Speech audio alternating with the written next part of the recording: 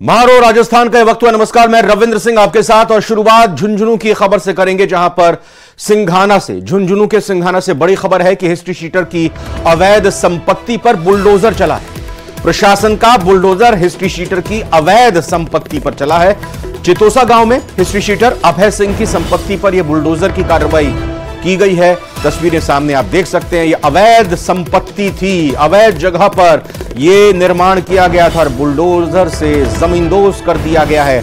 History sheeter Abhay Singh के इस अवैध ठिकाने को झुंझुनू एसपी ने बदमाशों की अवैध संपत्ति का आकलन करवाया था और उसके बाद यह कार्रवाई की जा रही है। हिस्ट्री शीटर अभय सिंह के मकान को ध्वस्त किया जा रहा है। बुहाना डीएसपी नोपा राम की अगुवाई में पुलिस जाब्ता पहुंचा, कार्रवाई को अंजाम दिया। सिंघाना बुहाना पचेरी थाने का जाब्ता मौके पर तैनात है। कहीं किसी तरह से कोई ऐसी स्थिति ना हो कि पुलिस को किसी विरोध का सामना करना पड़े या फिर किसी और गतिविधि का सामना करना पड़े, इसी लिहाज से पूरा जाब्ता अलग अलग थानों का यहां पर मौजूद रहा। पुलिस लाइन से भी मौके पर अतिरिक्त जाब्ते को बुलाया गया। हिस्ट्री शीटर अभय पर संगीन धाराओं में करीब 24 मामले दर्ज हैं। कृष्ण सिंह हमारे संवाददाता इस वक्त जुड़ चुके हैं और जानकारी के साथ। कृष्ण, पूरी तैयारी के साथ पुलिस और प्रशासन का महकमा पहुंचा और यह संदेश देने की कोशिश की कि कोई कितना भी बड़ा अपराधी हो, अवैध तरीके की अगर संपत्ति उसने अर्जित की है तो उस पर इसी तरह से बुलडोजर चलेगा। जी, मैं आपको बता दूं कि झुंझुनू एसपी ने जो गत दिनों जो झुंझुनू के जो हिस्ट्री शीटर और जो बदमाश हैं उनकी जो अवैध तरीके की जो संपत्ति अर्जित की गई है उसको लेकर आकलन करवाया गया था और उस आकलन में सामने आया था कि सिंघाना थाने का जो हिस्ट्री शीटर है अभय सिंह उर्फ अभिया, उसने अवैध तरीके से चितोसा गांव में है वो संपत्ति अर्जित की है। इसके बाद जो आज जो है जो बुहाना डीएसपी नोपाराम है उनकी अगुवाई में जो पुलिस जाब्ता है वो चितोसा गांव पहुंचा और यहाँ पर सिंघाना बुहाना और पचेरी थाने के साथ पुलिस लाइन का है वो जाब्ता तैनात है और यहाँ पर जो ये अतिक्रमण किया हुआ जो मकान है इसको ध्वस्त करने की कार्रवाई है वो की जा रही है और जो सिंघाना तहसीलदार है वो भी मौके पर मौजूद है और प्रशासन की ओर से इस मकान को है वो ध्वस्त किया जा रहा है। और इस मामले को लेकर बुहाना डीएसपी नोपाराम से अभी हमने बात की तो उनको कहना है कि जो बदमाश हैं और जिन्होंने अवैध तरीके से जो संपत्ति का अर्जन किया है उस पर पुलिस है वो आकलन करवा रही है और साथ ही उन पर कार्रवाई भी की जा रही है। तो इससे पहले भी झुंझुनू जो हिस्ट्री शीटर अभय सिंह के खिलाफ किस किस तरह के आरोप हैं? अभी ये जेल में है या फिर फरार है?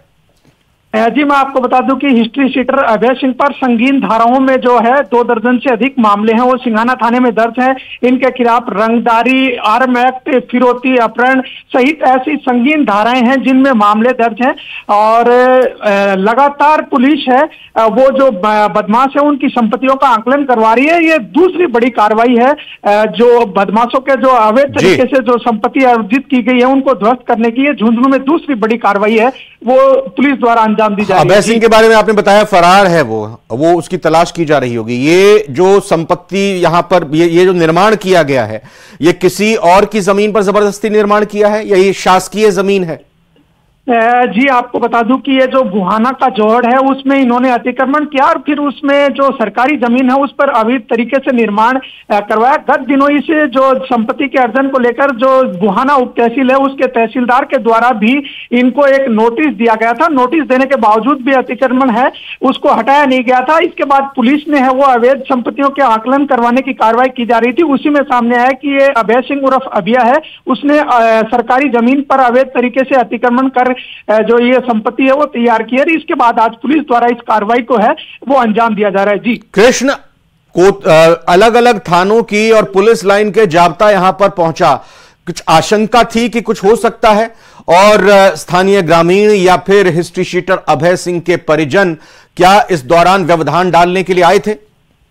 जी, पुलिस है वो पूरी तैयारी के साथ पहुंची और जो सिंघाना बुहाना और पचेरी थाने के साथ साथ झुंझुनू पुलिस लाइन है वहां से अतिरिक्त जाब्ता जो है यहाँ पर बुलाया गया। पुलिस है वो किसी भी विरोध को सामने करने की रणनीति पहले ही बना चुकी थी कि कोई भी विरोध हो तो इसलिए वहां पर। ठीक है कृष्ण सिंह शेखावत, बहुत बहुत धन्यवाद इस बड़ी खबर पर विस्तार से जानकारी देने के लिए, आपका शुक्रिया।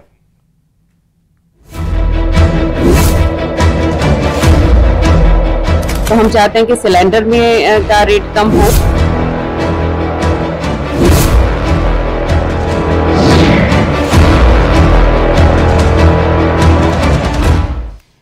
राजस्थान में भजनलाल सरकार का पहला पूर्ण बजट कल आने वाला है। यह बजट तैयार हो चुका है। वित्त मंत्री दिया कुमारी कल बजट पेश करेंगी। राजस्थान के बजट में ज्ञान GYAN ज्ञान पर फोकस रखा गया है। ज्ञान मतलब G स्टैंड्स फॉर, G का मतलब हुआ गरीब, Y का मतलब हुआ युवा, A का मतलब हुआ अन्नदाता और N का मतलब हुआ नारी, यानी गरीब, युवा, अन्नदाता और नारी, यानी ज्ञान पर फोकस रहेगा। सभी वर्ग के लोगों को बजट से बहुत ही उम्मीदें हैं और बजट से हर एक वर्ग को उम्मीदें होती हैं और कल पेश होने जा रहे बजट से भी सभी वर्गों को बेहतर की उम्मीद है और उम्मीद की जा रही है कि सरकार हर वर्ग को ध्यान में रखते हुए घोषणाएं कर सकती है। आइए देखते हैं सरकार के बजट से जनता को क्या उम्मीदें हैं।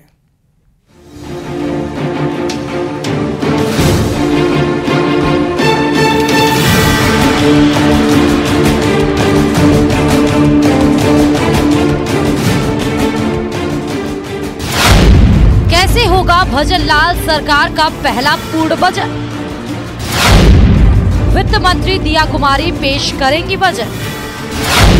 युवाओं महिलाओं पर रह सकता है फोकस।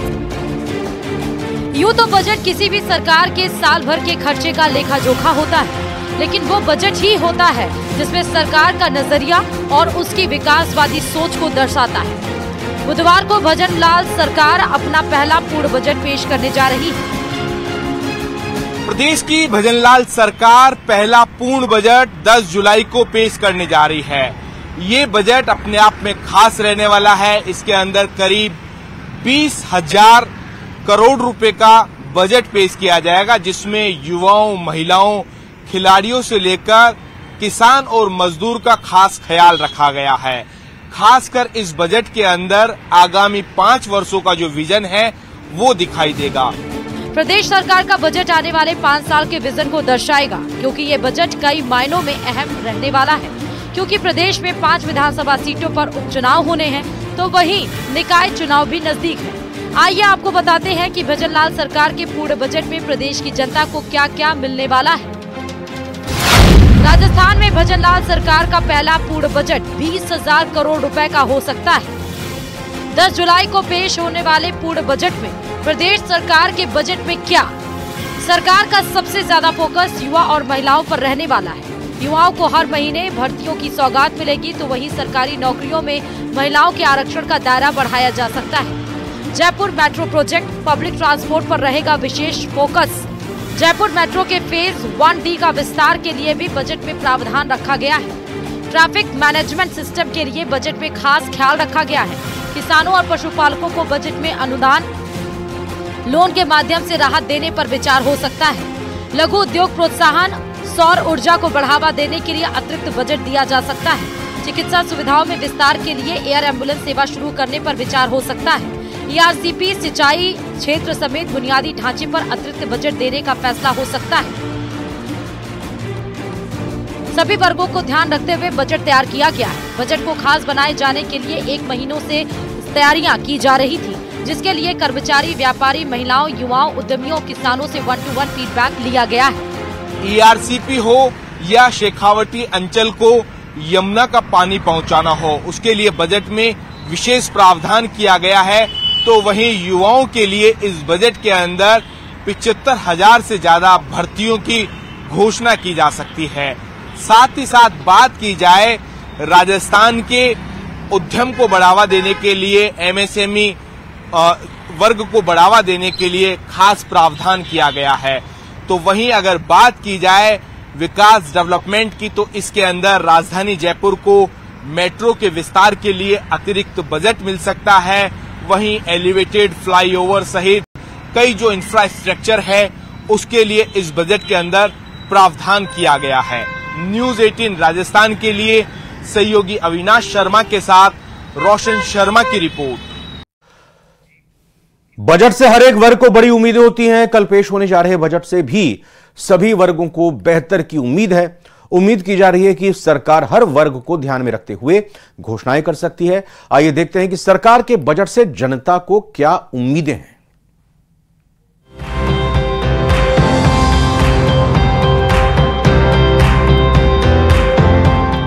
सरकार का पूर्ण बजट कैसा होगा, ये 10 जुलाई को सबके सामने होगा, लेकिन उससे पहले लोग क्या चाहते हैं ये जानना भी जरूरी है। सबसे पहले आपको दिखाते हैं खेल जगत से जुड़े युवा सरकार से क्या उम्मीद रखते हैं। मैं जानना चाहूँ सबसे पहले किस तरह से उम्मीदें हैं, सरकार से क्या अपेक्षाएं हैं इस बजट में? सर, हम सरकार से उम्मीद करते हैं कि सर अपने इंफ्रास्ट्रक्चर में बदलाव करे और जो सरकार अपनी जो पिछले आजादी के बाद 75 वर्ष के बाद में भी हमारे जो सरकार ने जो प्रयास नहीं किया और जिससे हमारा खेल मतलब बाधित हो रहे हैं। जानना चाह रहा हूँ किस तरह से सुविधाएं जो है वो और डेवलप हो आपके यहाँ पर, क्या आपको लगता है कि और जो सुविधाएं हैं वो यहाँ पर होनी चाहिए? सुविधा जितनी बता रखी है इतनी हो नहीं पा रही है। जैसे अप्लाईमेंट 600 पर डे बता रखा है, बट इतनी मिल नहीं पा रही है। कल फैसिलिटी थे, कोचेस जगह कमी है। आधी आबादी किसी भी घर की रीढ़ होती है, उसके ऊपर घर को चलाने की पूरी जिम्मेदारी होती है, जिसके लिए उसके पास एक निश्चित बजट है। ऐसे में अगर सरकार उसे राहत देती है तो उसके घर के बजट में सुधार होता है। बजट आने वाला है, क्या कुछ सरकार से आपकी उम्मीद है? कुछ भी नहीं, इतना महंगी तो सब्जी है, क्या खाए इंसान जी। मेहनत जितना ज्यादा करते हैं, सब्जी इतना महंगे है, कुछ तो खा नहीं पाते हैं। बजट आने वाला है, क्या कुछ उम्मीद है आपको सरकार से? हाँ बिल्कुल है, हमें बिजनेस वुमेंस के लिए जो लोन्स हैं उसमें हमें अच्छा वो मिलना चाहिए, और दूसरा सिलेंडर्स है, पेट्रोल है, इन सब में हमें कम रेट्स मिलने चाहिए, ये सब होना चाहिए। मेरी सरकार से ये गुजारिश है कि चाहे वो निम्न स्तर हो चाहे मध्यम स्तर हो, ऐसा बजट बनाया जाए, और मुझे ये उम्मीद है कि सरकार ऐसा ही बजट बनाएगी कि जिससे सभी वर्ग के लोगों को फायदा होगा। बजट को लेकर सरकार से हर वर्ग को बहुत उम्मीदें हैं, लेकिन वन और पर्यावरण ऐसा मुद्दा है जो सभी की जिंदगी बेहतर बनाने के लिए काफी मायने रखता है। बजट से पाले की जनता को क्या उम्मीदें हैं, देखते हैं। उम्मीद करती हैं प्लांटेशन को लेकर, हरियाली को लेकर कुछ हो, या वन्य जीवों के संरक्षण को लेकर कुछ हो? प्लांटेशन का अभी ज़्यादा होना चाहिए, क्योंकि इस बार गर्मी बहुत ज़्यादा थी, तो इसलिए यहाँ पे प्लांटेशन ज़्यादा लगाने चाहिए। साथ में यहाँ पे बहुत ज़्यादा पॉलीथीन का भी बहुत यूज़ हो रहा है, प्लास्टिक की वजह से काफ़ी सारे जो गाय वगैरह है, जो डॉग्स वगैरह है, तो उनको भी बहुत सारा नुकसान हो रहा है, उसके लिए तो हमें बहुत। 10 जुलाई को आने वाले बजट को लेकर चित्तौड़गढ़ के लोगों को काफी उम्मीदें हैं। व्यापारियों और स्थानीय निवासियों की उम्मीद है कि उन्हें महंगाई से राहत मिले। सरकार से मेरा ये निवेदन है, जैसे विधायक महोदय ने बताया कि रिवर फ्रंट का जो यहाँ का जो एक वो बहुत बड़ा प्रोजेक्ट है वो यहाँ पर आना चाहिए। बुधवार को पेश होने जा रहे पूर्ण बजट से जनता को कितनी राहत मिलेगी ये कल साफ हो पाएगा, लेकिन इतना तो साफ है कि सत्ता पक्ष और विपक्ष के बीच तीखी नोकझोंक देखने को मिल सकती है। Bureau report, news 18 Rajasthan. और भजनलाल सरकार विधानसभा में अपना पहला पूर्ण बजट पेश करने जा रही है। इसको लेकर जयपुर में कांग्रेस ने विधायक दल की बैठक बुलाई है। करीब 1 घंटे की मीटिंग में विधायकों को प्रशिक्षण दिया जाएगा ताकि वो विधानसभा में जनहित के मुद्दों को उठाकर सरकार को घेरने का काम कर सकें। इस बैठक में शामिल होने के लिए कांग्रेस प्रभारी सुखजिंदर सिंह रंधावा जयपुर पहुंच चुके हैं। प्रदेश कांग्रेस अध्यक्ष गोविंद सिंह डोटासरा और नेता प्रतिपक्ष टीकाराम जूली ने एयरपोर्ट पर उनका स्वागत किया। बैठक के दौरान बजट सत्र में सरकार को घेरने की रणनीति बनने के बाद कांग्रेस के नवनिर्वाचित सांसदों का सम्मान भी किया जाएगा। जूली साहब जी के नेतृत्व में विधायक दल की बैठक भी होगी। नवनिर्वाचित विधायकों का प्रशिक्षण कार्यक्रम भी इन्होंने जूली साहब ने रखा है। तो ऐसे करके आज 4 बजे से लेकर के रात तक फिर डिनर का कार्यक्रम भी है। तो ये कार्यक्रम रहा है और अभी रंधावा साहब दिल्ली से आ रहे हैं, तो हम सब लोग कांग्रेस के नेता और कार्यकर्ता उनके स्वागत और अगवानी के लिए आए।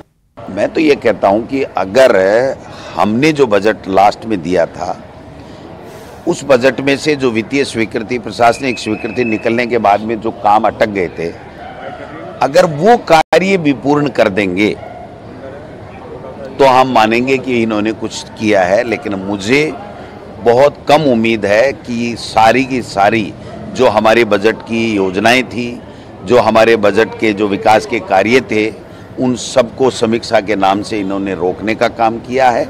और जो पहले ये बजट लेकर के आए थे, मांगे लेकर के आए थे, बजट की अंतरिम बजट लेकर के आए थे, उसकी एक भी बजट की घोषणा इन्होंने अभी तक पूरी नहीं की है। देखिए, कल के लिए के तैयारी पूरी है और सब लोग, हमारे पूरा विधायक दल हमारा मजबूती से लड़ रहा है। और आपने देखा होगा, जब भी सदन चला है, अभी 2 दिन अब चला है, इससे पहले भी चला है, तो पूरे विधायकों ने एकजुट होकर विपक्ष को घेरने का काम किया है। विपक्ष अपनी बात नहीं कह पा रहा है और सत्ता पक्ष अपनी बात नहीं कह रहा है। और सबसे महत्वपूर्ण बात यह है कि सत्ता पक्ष के मंत्री ऐसा व्यवहार कर रहे हैं जैसे कि विपक्ष के एमएलए हों, जवाब देते नहीं हैं, सदन के अंदर शोर मचाते हैं।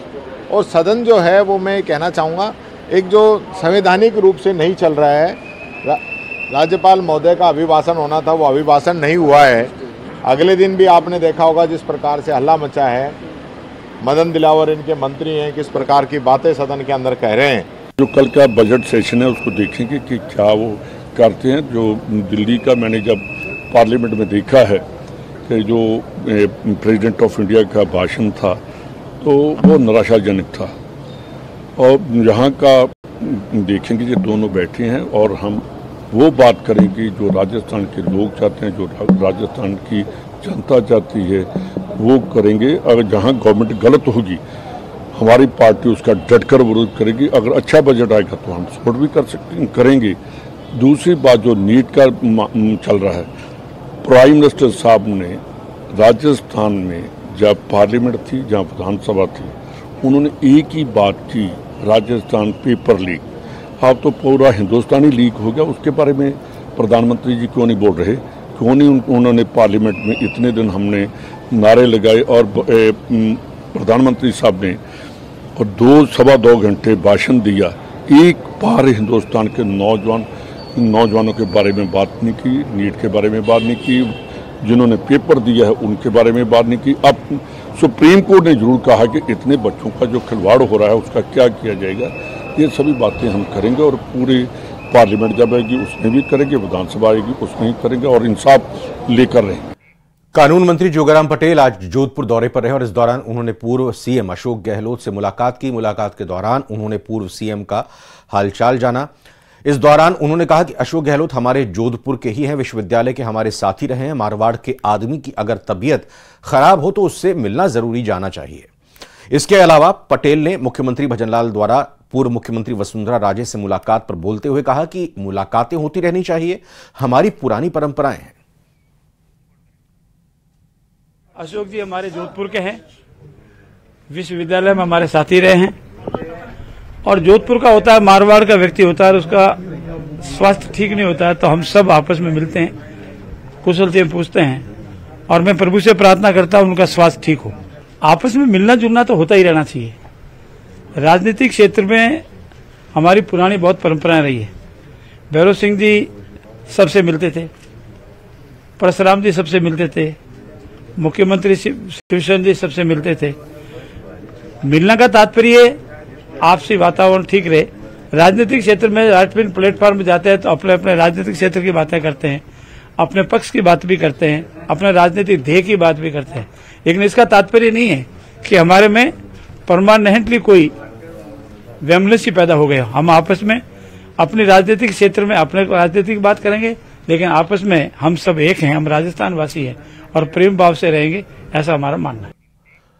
इधर उदयपुर के सुखेर थाना क्षेत्र में एक घर में लूट की वारदात सामने आई है। मकान में रहने वाले दंपति और उनके बेटे बेटी को नशीला पदार्थ मिलाकर बेहोश कर दिया और उसके बाद घर में रखे लाखों रुपए की नकदी और सोने के जेवरात पर हाथ साफ कर दिया। इस पूरे घटनाक्रम की सुई घर में रहने वाले नेपाली महिला नौकरानी पर लग रही है, जा रही है, क्योंकि वारदात के बाद से ही घर में काम करने वाली नेपाली महिला फरार है। ये घटना सेलिब्रेशन मॉल के सामने देवेंद्र धाम के पास रहने वाले संजय गांधी के घर में हुई है। आसपास के लोगों ने संजय गांधी और उनके परिवार को एमबी अस्पताल में भर्ती कराया। उदयपुर के सुखेर थाना इलाके में आज बड़ी वारदात सामने आई है, जहां पर एक घर की एक महिला नौकर ने परिवार के 4 लोगों को बेहोश करके लूट की वारदात को अंजाम दिया। और महिला नौकर जो है उसने की लाखों रुपए की लूट की है, वहां से नकदी लूट की है और काफी जो है कि कहने भी लूट की, उसके बाद वो फरार हो गई। इस समय मौजूद है उदयपुर के एमबी हॉस्पिटल में। आप देख सकते हैं कि ये इमरजेंसी वार्ड है, जहां पर उदयपुर का इमरजेंसी वार्ड है। यहाँ पर जो 4 लोगों को बेहोश किया गया, जिसमें पति पत्नी और उनके दोनों बच्चों को बेहोश किया गया, जिसको बाद यहाँ पर जो पड़ोसी हॉस्पिटल ने पहुंचाया, जिनका यहाँ पर चारों का इलाज जारी है। और डॉक्टर ने बताया कि चारों की स्थिति जो है कि अभी गंभीर हालत से बाहर है, लेकिन उनका इलाज जारी है। और पुलिस से जब बात हुई, पुलिस ने बताया कि इस पूरी वारदात में जो घर की महिला जो नौकर है उस पर पूरा शक गया, क्योंकि उसके बाद वो वारदात के बाद वहां से फरार हो गई और लाखों रुपए के जेवरात और नकदी गायब है। लेकिन पुलिस जो है कि पूरी तरह से इन्वेस्टिगेशन कर रही है कि कितना माल गया और अभी लोकेशन उसकी ट्रेस करी, ताकि जल्द से जल्द पता लगा जा सके कि अभी उसकी लोकेशन क्या और जल्द से उसको पकड़ा जा सके। ये उदयपुर का एमपी हॉस्पिटल है, जहां आप देख सकते हैं कि चारों का वार्ड में अलग अलग जगह इलाज चल रहा है। जो है कि घर मालिक जो है संजय गांधी है, उनकी पत्नी, उनकी बच्ची और उनका 10 साल का बेटा, चारों का इलाज चल रहा है। डॉक्टरों ने उनकी स्थिति अभी गंभीर स्थिति से बाहर बताई, लेकिन जल्द से जल्द पुलिस इस मामले तक तह तक पहुंचेगी और जल्द से जल्द खुलासा करेगी। उदयपुर से कमलेश दखनी, न्यूज 18 उदयपुर।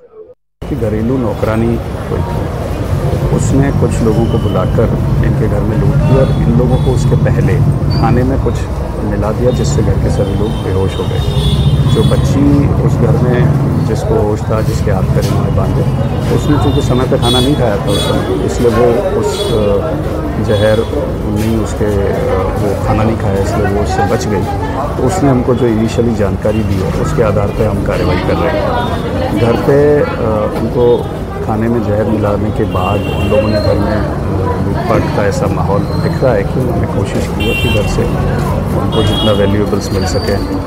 कितना वैल्यूएबल गए हैं घर से, घर पे क्या और सामान था, एक बार डॉक्टर्स से बात हुई है, अभी इनको उनका इलाज चल रहा है। तो जितनी जानकारी हमको मिलेगी उसी हिसाब से हम आगे कार्रवाई करेंगे। जोधपुर से खबर, जहां पर सड़क पर बाइक आगे लेने की बात को लेकर जमकर बवाल हो गया। घटना का सीसीटीवी भी सामने आया है। दरअसल सड़क पर बाइक आगे लेने की बात को लेकर बहस से बुलेट पर सवार युवक इतने नाराज हो गए कि उन्होंने 12वीं के छात्र को सबक सिखाने के लिए उसके पीछे पड़ गए।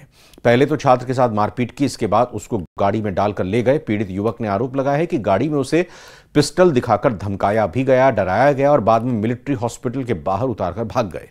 पीड़ित युवक ने उदय मंदिर थाने में इसको लेकर मामला दर्ज करवाया है।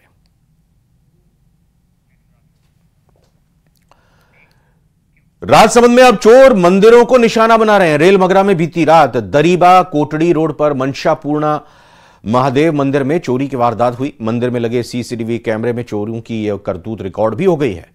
चोर मंदिर में रखे एलसीडी, अज्ञात चोर ये एलसीडी के अलावा म्यूजिक सिस्टम समेत कई इलेक्ट्रॉनिक उपकरण और नकदी चुरा कर ले गए। पुलिस अब चोरों की तलाश में जुटी है।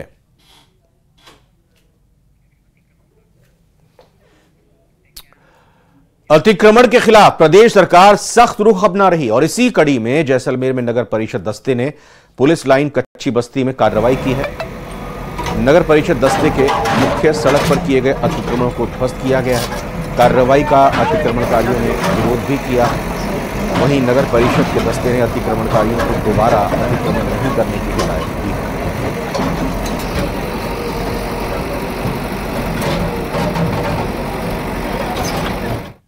अलवर में गौ तस्करी की बढ़ती घटनाओं से गौरक्षकों में आक्रोश है और इन घटनाओं के विरोध में गौरक्षकों ने एसपी को ज्ञापन सौंपा। गौरक्षकों ने एसपी से गौ तस्करी की घटनाओं को रोकने की मांग की है। गौरक्षक दल के लोगों ने पुलिस अधीक्षक ने उनको आश्वासन दिया कि इस मामले में जल्द ही टीम बनाकर इन घटनाओं पर लगाम लगाई जाएगी।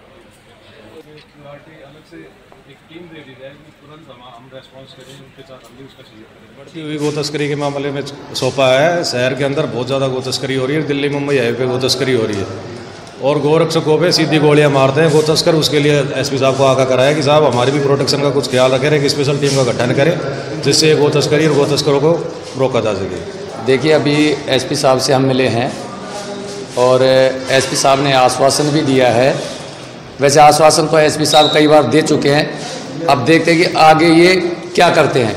कारण है, अभी 2 दिन पहले स्कीम 2 जुबलीबाग चौराहे के ऊपर आम नागरिकों के ऊपर पत्थर फेंक के, हथियार दिखा के, कट्टा चला के और गायों को भर के लेके जा रहे हैं। ये हमारे लिए, अलवर के लिए बहुत बड़े दुर्भाग्य की बात है कि अलवर शहर के अंदर से गायों को इस तरीके से लेके जाया जा रहा है और पुलिस प्रशासन बिल्कुल मूक बन के बैठा है।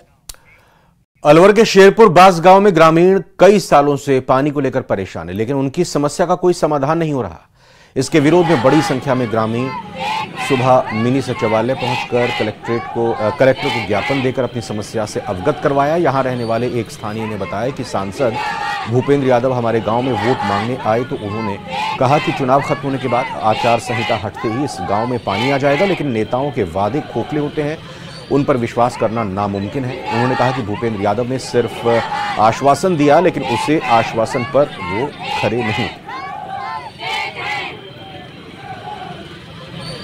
तहसीलदार और अब कलेक्टर जी के पास आया, कितनी बार परिवार दे दिया लिख कर, पर आज तक उस जगह को नहीं थरप पाया, जबकि सरकारी जगह है। कुआ की करीब 60 साल पहले से गांव है, वो कुआ सूख गया 20 साल से।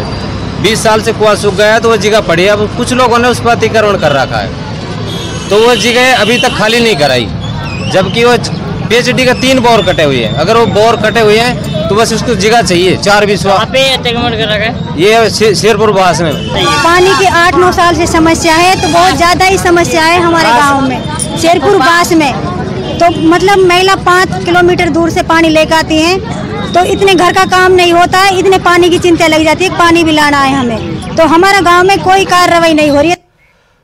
अजमेर को यूं तो स्मार्ट सिटी कहा जाता है। यहां हजारों की संख्या में जायरीन और पर्यटक पहुंचते हैं और यहां की तस्वीर खींचकर अपने वतन लेकर पहुंचते हैं, लेकिन यहां की सड़क और गड्ढे यहां की स्थिति बयां कर देते हैं।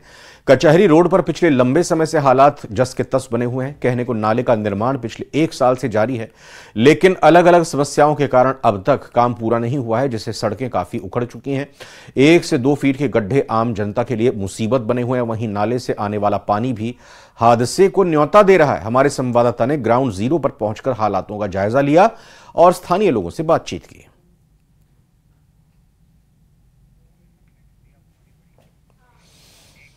जयपुर से बड़ी खबर है। डिप्टी सीएम दिया कुमारी सचिवालय पहुंची हैं, बजट की तैयारियों को लेकर चर्चा कर रही हैं, वित्त विभाग के अधिकारियों के साथ संवाद कर रही हैं।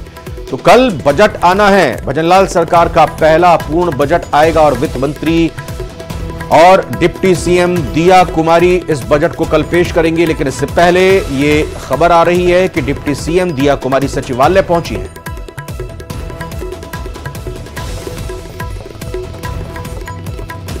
एक ब्रेक का वक्त हुआ, आप बने रहिए न्यूज 18 राजस्थान के साथ। आगे भी महारो राजस्थान की खबरें आपको दिखाएंगे।